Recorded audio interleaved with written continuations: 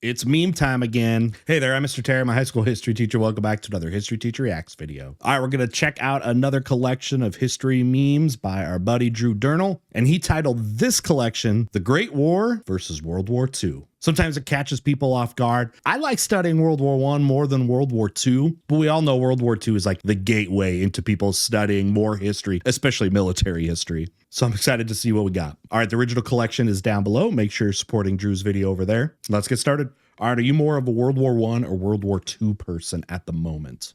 Let's see what we got. Meanwhile, Earth lore. It's actually pretty surprising how boring Earth lore actually is, because for millions of years, a lot of things didn't really change. Nothing was happening. happening. Is we're moving so fast in time. Damn, we're Drew. not even gonna see.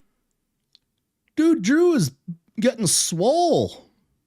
Damn, boy. Humans. Okay, we are starting to finally get oceans. We still don't even have life yet. We have ice ages. Okay, I think we have like some funguses. There's trees finally. Wow, yeah, I didn't see any humans. For watching that, I am now ready to take my world history exam. When you suddenly invade everyone, I can give you one of those. Halts infrastructural and cultural progress in major parts of the globe, forever altering geopolitics of the world. Oof, a tenth of the world's population refuse to elaborate and go back home. Talk about a Mongol moment. And just like I said earlier, considering all of written history, the Mongol Empire was kind of just a flash in the pan. They kind of just blew up everything for 100 years and went back home. Men will see this and just go, hell yeah. It's so crazy because you look at the amount of destruction that happened.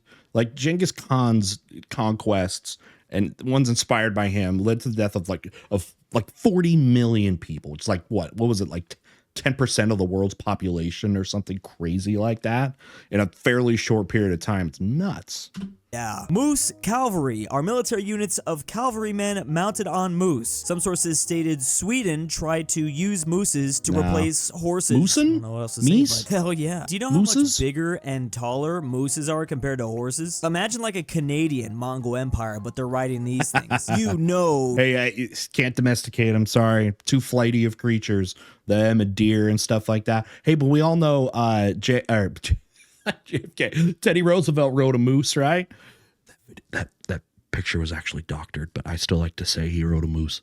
All right, pyramid time. Let's go. Love me some Imagine pyramids. like a Canadian Mongol Empire, but they're riding these things. That'd be you scary. know you're a pro when they call you a cheater for being too good at building. Like it's literally so incredible. They had to have had aliens to help them, right? Ancient Indian architecture versus ancient British architecture. I admit there is a little bit of a difference. Beauty is in the eye of the beholder, but there is like a 2,000-year difference. That's what I was gonna say. Drew nailed it. I love it. Yeah, the ancient Indian culture or architecture is so cool.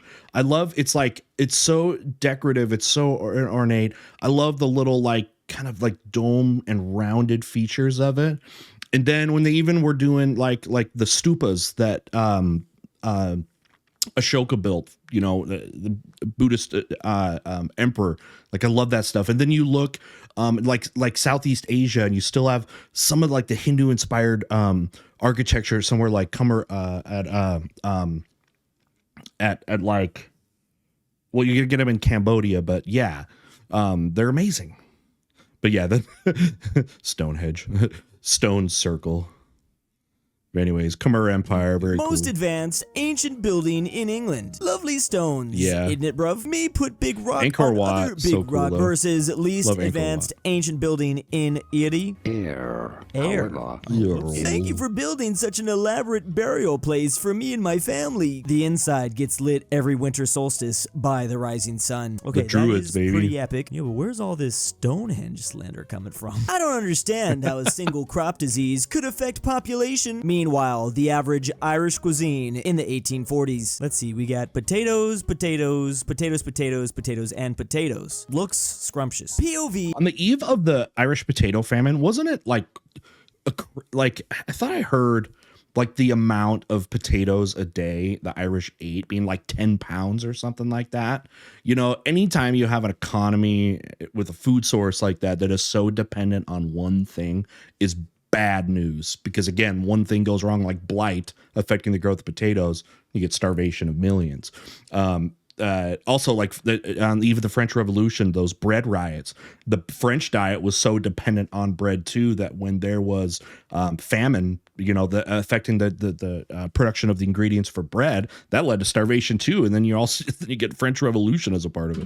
Potatoes, and potatoes. Taters. Looks scrumptious. POV, it's November 1965 in Singapore. You've just opened your Mexican restaurant, a rarity here, fulfilling your culinary dreams. What's this? A few government officials walk in and some guests from Mexico? This is your chance to shine. You present your signature tacos, a recipe you've perfected after much effort. You bring out some dipping sauces. The guests sheepishly stare at them, and the government officials ask if you have any hummus. You are mortified and rendered speechless. There is a prolonged silence. You turn to the Mexican guests. They speak. My name, Jeff. Wait, that doesn't sound very Latino to me. I forgot in this scene he's supposed to be sounding like that. Back in the 60s, Israel was providing help to the Singapore armed forces, but obviously that led to an awkward situation because of the Israeli-Palestinian conflict. Singapore referred to the Israeli military advisors as the Mexicans to cover up their true identities. Oh my god. The Ottoman Empire and the Soviet Union coexisted for a few years. Yeah, that makes sense. Because of World War I can see that. The Papal States and the Confederacy coexisted for 4 years. Yeah, I can see that too. Barely. Yeah, okay. You heard me. Makes sense. I mean, the papacy was around for a long time. What's the big hit the point US here? and the Holy Roman Empire coexisted for more than 20 years. Yeah, that, you know what? What the that, for some reason, does feel a little bit more mind-blowing, even though it shouldn't be. I think they technically coexisted for a long time. Until Napoleon abolished it. Too. What was... Yeah, Napoleon abolishes it. I mean, by that time, the Holy Roman Empire is basically what? Just Austria at that point. But yeah, actually, of all those overlaps, that is the one that's the most interesting, because you go to Holy Roman Empire, go back to like 800, because it's a 1,000-year-long empire. That's gonna blow your mind a lot more. But then the Ottoman Empire goes back to like the 1300s. But whatever. Yeah, I agree with the mind-blowing of the First World War, that Britain actually was allied with the French and the Habsburgs allied with the Turks. We take this fact completely for granted just because, this happened like 100 years ago. But don't forget, for like 500 years, the Brits fought the French. Actually, even more than 500 years. And for centuries, the Austrians fought the Ottomans too. These are like the biggest rivalries in history. World War I was in They will not take Vienna, right? It shows you, though, how long the histories are, because, these rivalries like England and France goes back to the early Middle Ages, when those nations basically were just starting to exist as we know them. But it shows you how much stuff like politics can change over time, and alliances change based off of situations. So like, then England, like they supported Russia, but then they also supported like the Ottoman Empire because they felt the Russian Empire was getting too big. And then you flip it and they start working together. And it's crazy how alliances change so much in history.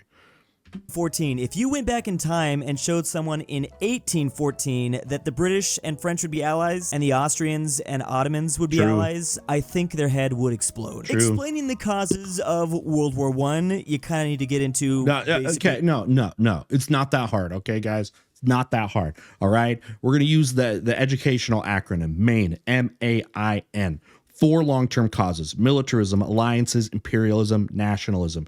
You want to get cute and put in the short-term cause? Okay, we'll add another A and change the word to mania because of the assassination of the Archduke. Got it. You passed your test.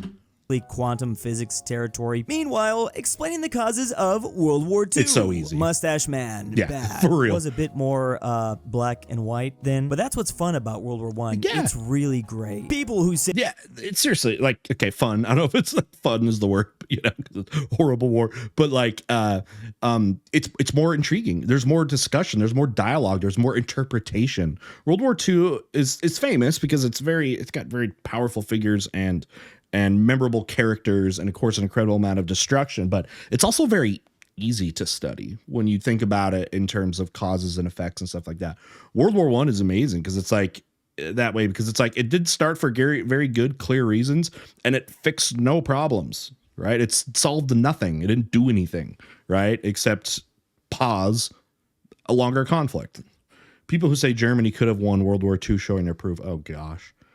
Say Germany could have won WW2, showing their proof. All the Austrian painter had to do was watch this 1 hour and 20-minute tutorial on Hearts of Iron 4. Really wasn't that hard, bro. I do it all the time. Imagine if Mustache Man had access to play Hearts of Iron 4 back in the 30s before he started everything up. That or the game War Thunder. How would that change things? Japanese scientists. Are you guys one of those that think there's a scenario where Germany wins that war? And of course, it depends on what you mean by Germany winning the war. So I guess it would go through what actions they actually took. So that would have included taking over the Soviet Union, maintaining France and the stuff that they took in mainland Europe. I don't think we need to count taking over England even as part of that, but everything else, do you think that was possible?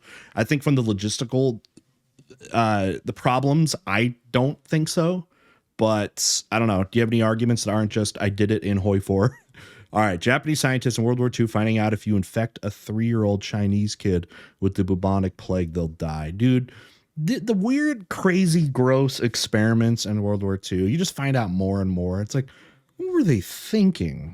In WW2, finding out if you infect a 3-year-old Chinese kid with the bubonic plague, they don't live. Wait, what? I don't think that makes any sense. Let's try it again. The plague started there. If you don't study, well, you the will modern end up like version. him. Meanwhile, that janitor literally was a Chinese emperor. Speaking of young Chinese kids, as a child, he was literally the emperor of all of China until China decided to fight itself. He's literally known as the last emperor of China. He did get to rule over one thing since he was put in power as the puppet state of Manchuria by the Japanese Empire, which is a little awkward, I know. Later in life, he ended up becoming a sweeper to Mao Zedong's China. He had quite the side quests. My goodness. Yeah, the family, the imperial family that ended up stepping down there in the early 20th century ended up basically being still like high-ranking officials in the Chinese Republic too, under Sun Yat-sen. So not a lot changed as far as who was in power, and we all know that republic collapsed fairly quickly. This play is spectacular. Why, hello there, my friend. What can I do for you on this day, April 15th, 1965? Hey, what are you going to do with that? Our dear friend Lincoln sure is taking a while to fax us. I hope nothing is wrong. Oh man, this is actually so depressing. News obviously did not travel very fast back in 1865, so the Japanese were kind of left on red. At least they thought they were. This is more of a joke that didn't actually play out, that if Lincoln wanted to, he could send a fax to some of the last Japanese samurai. Historians, when they saw that's a weird time mind F there. Like, you have samurai, which again you think of such like a medieval thing, and then you have the beginning of like the telegraph and stuff, and Lincoln using that technology and thinking those coexist shows you how the times have changed so much. Historians, when they saw the second trailer of Napoleon, which depicted the Battle of Austerlitz. Okay. Trailer of Napoleon. By the way, I just yesterday, or it'll be yesterday, or 2 days ago, probably when this video releases, I did my thoughts and kind of review over Napoleon. Check that out. Which depicted the Battle of Austerlitz. Yeah, that definitely got them to stand up, all right. Trying to catch these hands with Ridley. You want to hear all my thoughts? I got. Yet. I've seen a lot of controversy about the non-historical accuracies already, just from the trailers. I do believe historians sometimes take this stuff like a little too far. Yes, like, they do. You know, it's a movie. Like, okay, maybe this headwear wasn't correct for the time period. Like who cares? You know, I don't care about that stuff. But then there, it just my thing about it, and I go into a lot more of this in my review. Is as long I'm not okay, yeah, the historical inaccuracies that can be kind of lame or whatever, but my biggest thing is if they're not actually changing the outcome of events. Okay, that's obviously an important thing because the effects are more important than the than really the specificity of the events themselves. Because then I think you can get some liberty and make more entertaining films. But you know, obviously, you want to keep things at least in the realm of being realistic. There are other films that are just blatantly historically inaccurate. I just think not all historical inaccuracies are created the same. There are much worse offenses than others. I feel like it's good to at least get people interested to research the topic on their own, but you also don't want to be like drastically inaccurate or you mislead the public and now they all think it happened one way. Speaking of Napoleon, and again, if it's actually changing the outcome of events, that's where it becomes a problem. Thing is, like Braveheart and Last Samurai are both like good movies too. And yes, they're, you know, mess up some stuff. And I got to go back to I really need to actually go back to both of them, but I know with Braveheart, that thing is all messed up with especially anachronisms. Anachronisms are things that are portrayed in a time period that didn't exist in that time period. Like I think the kilt thing, people, freak out about. Stanley Kubrick in America versus Ireland. One more take. It has to be perfect. Shelley Duvall from The Shining is already on her 120th take. Meanwhile, in Ireland, I think the movie is done now. Yeah, that's a little bit easier of a conclusion. He was making this movie and apparently some people wanted him. The crew of a Soviet destroyer watching from front row seats as the U.S. Navy disembowels the Iranian Navy during Operation Praying Mantis. They literally did just sit there and observe the destruction. What a show. The Soviet... Hey, if you want to know more about that Operation Praying Mantis, Fat Electrician, a channel I've been covering quite a bit, did a really good video. I did a reaction commentary video on it. It was pretty nuts. Union after liberating the country from Germany. After all, why not? Why shouldn't I keep it? And so begins that Warsaw. Exactly. Look at all these new friends they had. Experts warned. It doesn't matter if you promise the Western allies you're going to vacate those countries and leave them to their own political autonomy, but why not? That's where the whole justification for the Iron Curtain thing came with the Stalinist government and everything did was, hey, we've been invaded by Western Europe twice. We have the right to protect ourselves with buffer states. And it was like, oh, I guess you're right. I mean, what else can you say? I keep it. And so begins that Warsaw. History was on their side that they way. Had. Experts warned to the U.S. Navy on China, bigger fleets always win. Is that really so? I can think of a couple Admiral Yi when that didn't work. Argentina has non-negotiable sovereignty over the Falklands. Dude, that guy's hair. New leader just said Falkland War 2.0. Let's go. He's in the 70s still. What are you doing in Argentina? Mind your own business. What are they claiming he's done there too? Sir, we have found a potential is that meme played out? Is the whole Argentines and Argentina stuff? Do you think it happened at a large enough scale that it should even be a talking point anymore? What do you think about that? On our equipment. All right, show me. Okay, can you explain what the freak I'm looking at? Oh no, did they get stuck together? Apparently they did have to fix that. The Japanese army. Finally, we have taken Shanghai. Meanwhile, 400 Chinese soldiers in a warehouse. I didn't hear no bell. Sounds like the Chinese version of the Alamo or something, except the warehouse. Mercenaries in 1527 attack the Pope in the Vatican. Meanwhile, his 189 Swiss guardsmen. Remember that the Swiss nation might have been pretty neutral, but the Swiss people, whoever wants to pay them. I'm more referring to mercenaries. That this might be a different situation though. Attila. I've been watching some stuff just on my own about the Vatican and I can't keep on that part of the Chad guy, but the Swiss Guard. There's so much more I need to learn about it. Maybe you guys can help me out with it. So it's they have a Swiss origin, right? And I know they're highly trained forces. Of course, to wear the horribly stupid outfits out there and hold big halberdiers or whatever, pikes. But Switzerland, again, being this neutral nation, although it was ruled, with the Holy Roman Empire and stuff like that for a while. But I got to look at the history of that. Are they just seen as mercenaries in that way, using the Swiss Guard? I need to look at their history a little bit more and stuff. But if anyone wants to TLDR me the history and the connection between the Swiss and Swiss Guard with Vatican security, TLDR me down in the comments. Whoever wants to pay them. I'm more referring to mercenaries. That this might be a different situation though. Attila invades Italy. Pope Leo, hey bro, could you not? Attila, understandable. Have a nice day. And it pieces one of those out. Great examples of it can't hurt to ask. Worse you can say. They tried, but no. Hawaii failed. for hundreds of years. I will unify these islands. We will see about that. After British arrive, uses guns for 15-year-long conquest. 76% depopulation finally unified. I love learning about Hawaiian history. It's I thought they were going to do a pineapple thing. so interesting. Talk about a Kamehameha moment. But my Kaiser, the 20th century. Do a pineapple thing hey, guess what? You're now going to be taken over by the Americans because they want to grow pineapples. All right, but my Kaiser, the 20th century begins in 1901 because there is no year zero in Anno Domini.